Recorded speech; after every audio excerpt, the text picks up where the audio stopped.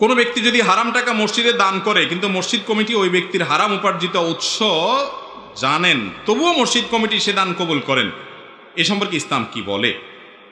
দেখেন, স্পষ্ট হারাম যদি জানে, হারাম বিশেষ করে একটা প্রকার আছে হারাম লিআইনিহি, একেবারে মূলগতভাবে হারাম। যেমন একটা লোক চুরি করে টাকা নিয়ে আসছে, একজনের পকেট মারি করে টাকা নিয়ে আসছে, এই টাকাটা আইনা মসজিদে দিচ্ছে, আপনি জানেন, তাহলে আপনার জন্য টাকা নেওয়াটাও হারাম, এই টাকা নেওয়াটাও কি হারাম।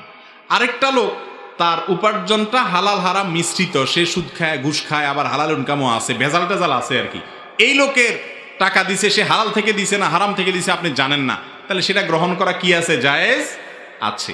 আর যদি তার ম্যাক্সিমামই হারাম হয় আপনি জানেন, তাহলে সেক্ষেত্রে সেটাও অ্যাভয়েড করা উচিত।